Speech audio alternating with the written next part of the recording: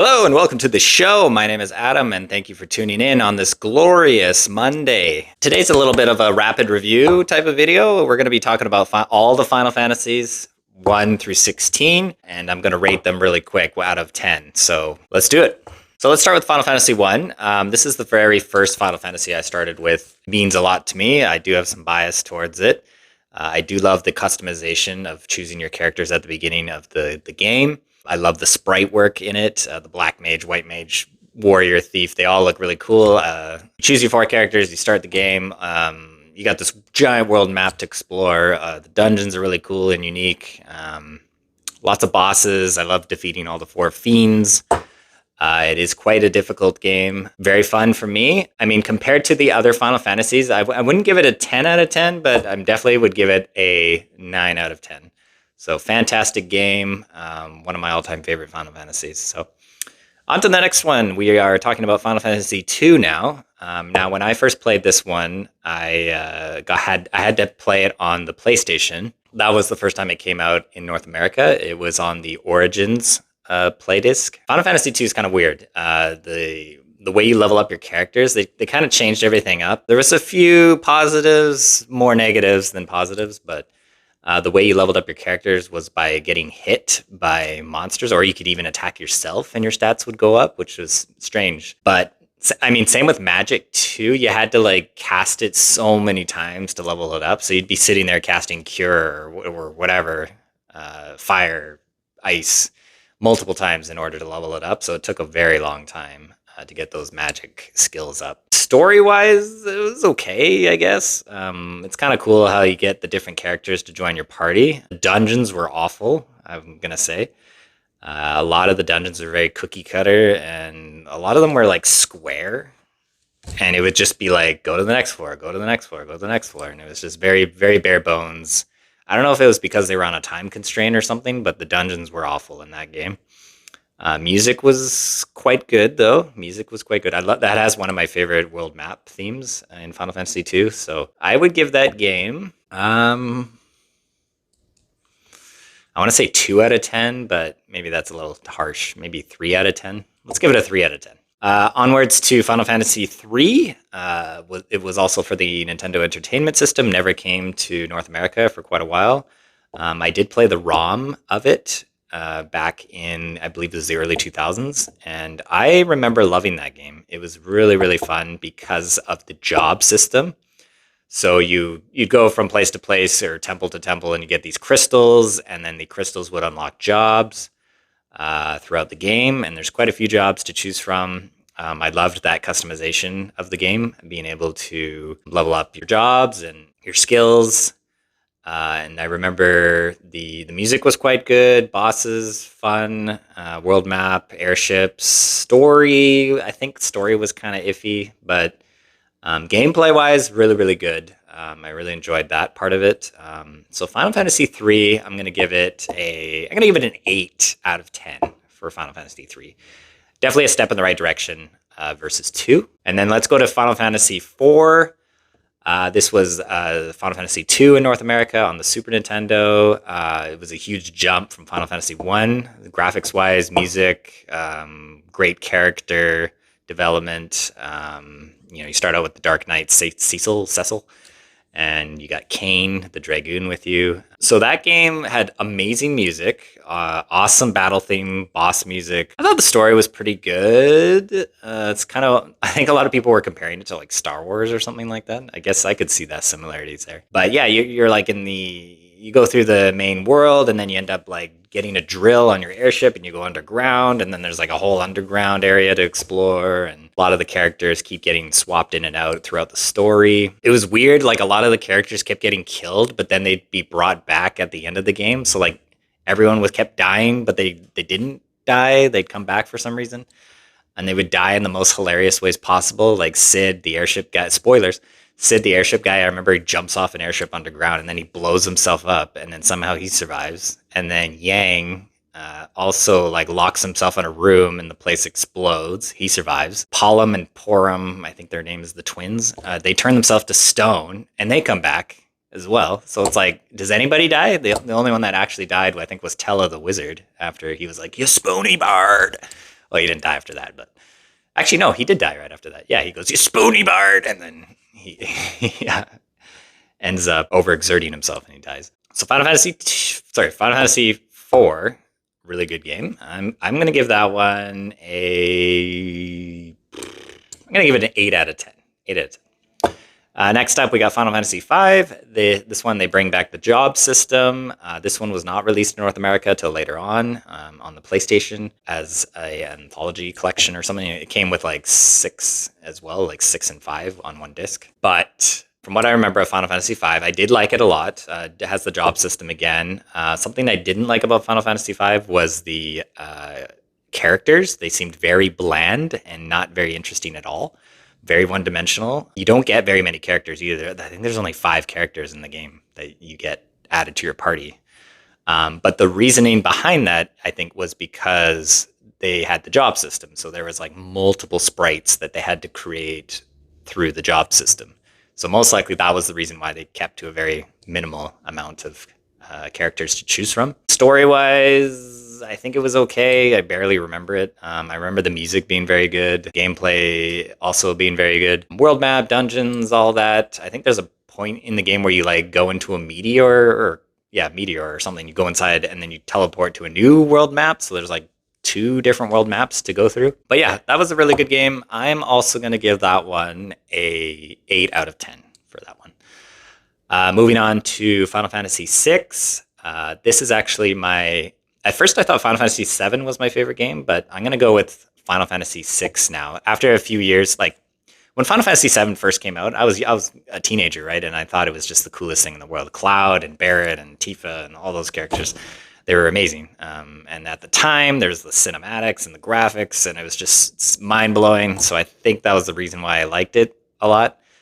But going back, Final Fantasy VI is, I think, a better game overall. It has some of the best characters in Final Fantasy. It has some of the best music, gameplay. I think it has actually the best villain out of all the Final Fantasies. Kefka.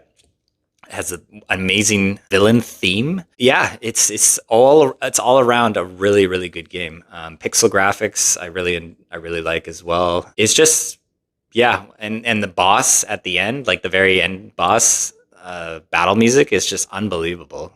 You go back on YouTube and listen to it; it's just incredible. Whatever, like composer Nobuo Uematsu, like how he was able to create that symphony is unreal. So props to him.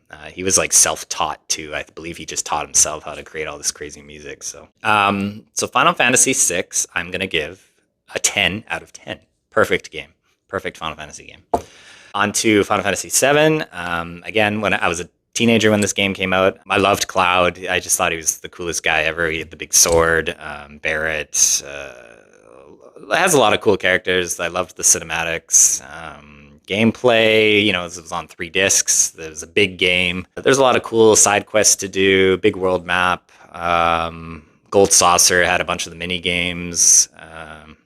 I remember putting so many hours into that game. It's just, I had to walk through the guidebook or whatever, and I remember trying to get all the different things in it. Sephiroth, he's a cool villain, but like he's very, again, one-dimensional. He doesn't really have a personality. He's just a blank slate.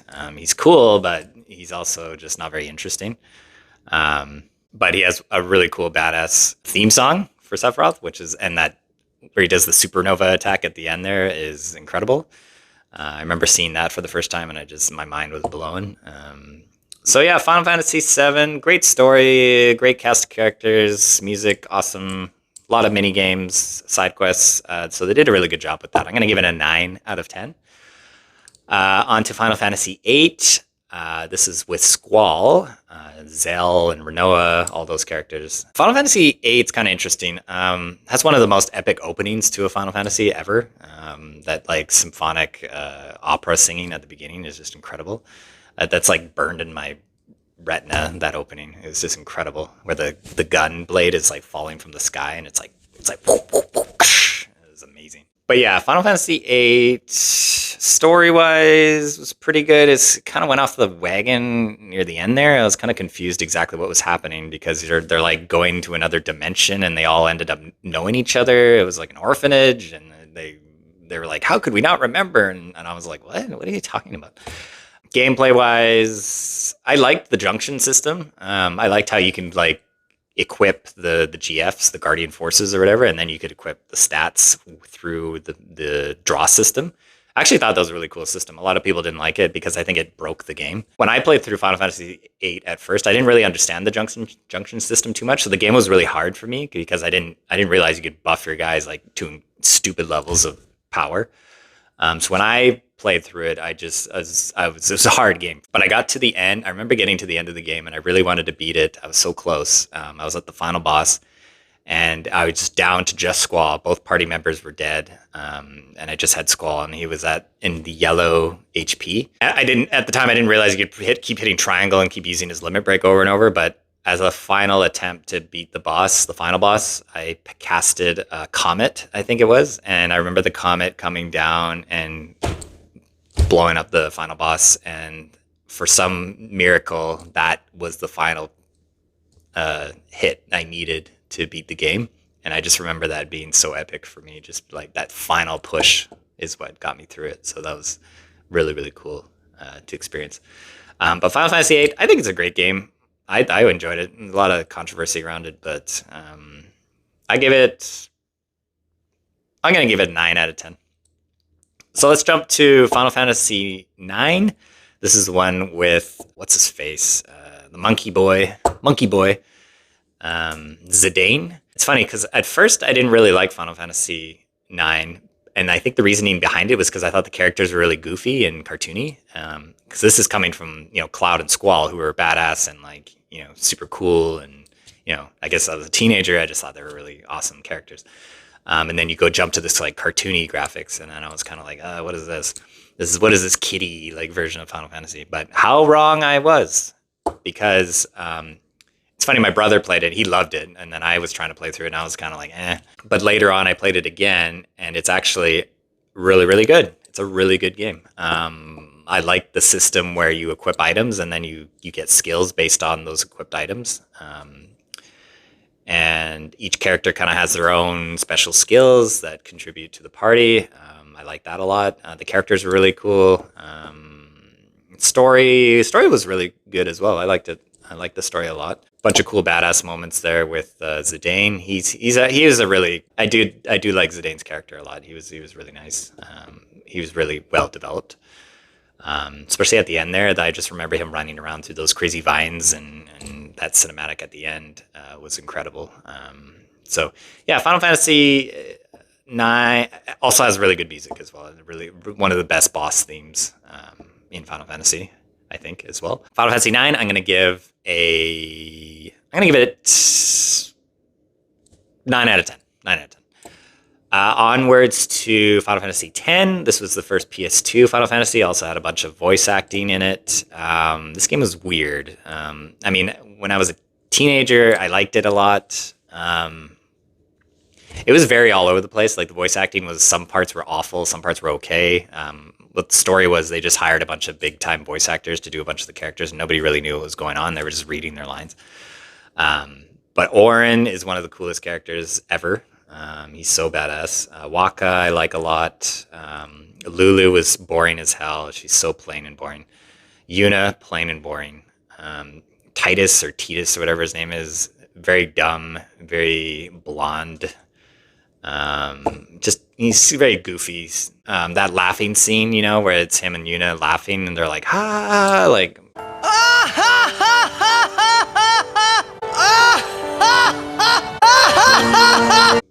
yeah, no. I mean, at the time, it's all new, right? They're just starting to do voice acting in games like that. So, story-wise, okay. I do like the gameplay a lot on certain sections. A lot of cool side quests. I loved trying to get the best weapons for each character. I did like the sphere system a lot. I like how you can unlock all the different stats and stuff for each character, and then you can go into other people's. Oh, jeez. I liked how you could go into other people's sections on the sphere grid to learn their abilities as well. So I think that's a really cool concept. But overall, I'd probably give it like 7 out of 10. It was okay. It was okay. And then moving on to Final Fantasy 11, this was an MMORPG, so massive multiplayer online RPG. I'm not really big into those. I think I played a little bit of it, but I'm just not really interested in those types of games. So I didn't get a huge chance to dive into that. So that one I'll have to skip. This is more the single player focused Final Fantasies. Onto Final Fantasy 12, which was on PS2. I played this a little bit later. I didn't play right away, but when I did play it, I really didn't like the main character. His name's Vaughn or something, and he's another kind of goofy blonde character. I found a lot of the characters in Final Fantasy 12 very boring. They didn't seem very interesting to me. They're just very, again, one-dimensional. Yeah, they just didn't stand out for me. The gameplay, however, was really good. I like I forget the name of the system, but it's a system in which, so you attack enemies, auto-attack them, but then you can like put certain abilities above other abilities so that if certain outcomes happen, then the character will automatically cast those skills or spells. So, for example, if your HP drops below 500, then Vaughn or whoever can. It's the Gambit. It's the Gambit system. So you can make it so if his HP drops below 500, then he automatically casts Cure to cure whoever's below that HP level. Or you can cast, Protect or Shell or Fire, depending on if they're ice enemies. So you can basically set up a system in place so that if certain outcomes happen, then you will cast certain spells or skills. I really like that system a lot. It was really well done. So that part they did really well. Story-wise, again, I remember like skipping a bunch of the story because I was just like, I don't care. It wasn't very interesting to me. Characters, bland, boring. So they did a good job on the gameplay and the world map, like running between the different zones. And there's a lot of cool like hunts you can do, like side quests and stuff. So they did that really well. I like that. So Final Fantasy 12, I'm going to give it an 8 out of 10. Yeah, that sounds about right. On to Final Fantasy 13. This one was for PS3. The main character was Lightning. I did not like her at all. I thought she was extremely unlikable, very boring, very irritable. I could not connect with her at all. When you play a single player game, you want to like the character you're playing, right? You don't want to play why would I want to play a character I don't want to that I'm not interested in? So that was the problem with Final Fantasy 13. I played for about 5-6 hours into the main story. It was very linear. The graphics were amazing. Graphics were good. Story was like music was good. Characters, did not care for them. All the characters were just whatever. But yeah, Lightning. That was my main problem with Final Fantasy 13. Lightning was just, I do not like her. She's not very interesting. She got like 3 sequels too, so it's like I didn't even touch those. So I'm going to give that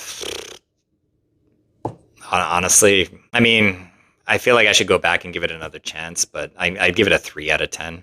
Yeah, it just was not for me. On to Final Fantasy 14. I have played Final Fantasy 14 a little bit. From what I played of it, I did enjoy. There was a huge world to explore, lots of expansions, lots of characters, skills. Story seemed kind of whatever, the typical MMORPG story. I'd give it like a 7 out of 10, I guess. It's a huge game though, so there's so much to do in that game. On to Final Fantasy 15. I did play this on the PS4. That was like the boy band Final Fantasy. I did enjoy the story. I thought it was pretty good. There were some weird parts in it that just didn't really even make sense. I do like the main character, Noctis. He was a great character. The other characters were all right too. I did enjoy like kind of running on the world map with them and the banter between them, driving the car around. The side quests were awful, super boring, very generic fetch quests. Yeah, music was really good. The story was good. I remember at the end, it was very emotional, where they're around the fireplace. I won't spoil it, but it has a very emotional ending. Yeah, I'd give Final Fantasy 15 7 out of 10. Yeah. And then finally, Final Fantasy 16. I'm getting close to the end of Final Fantasy 16. From what I enjoy of the story, it has a great story, great cast of characters. The side quests are awful. Very boring, very plain. They really need to work on their side quests for Final Fantasy. Make them interesting. Take note from Witcher 3. Those side quests were really fun to do. There's a lot of problems with Final Fantasy 16.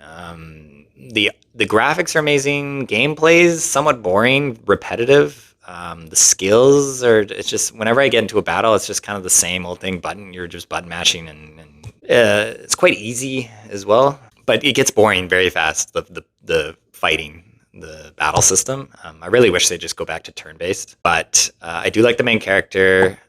He's really cool. I like the dog a lot. I like how the dog like follows you around. The voice acting's amazing. It just reminds me of Game of Thrones or something. But the item system and the upgrade system is very plain too, very, very generic. I wish they would just, when I play a Final Fantasy game, I want like a ton of cool items to collect and run around, and a bunch of side quests to do, and all these different things I can collect, you know?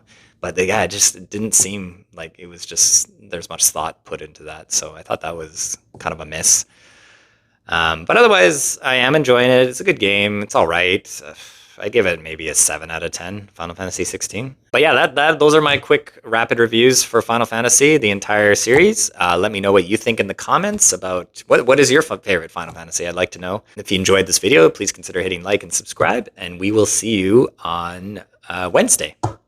Take care. See you then.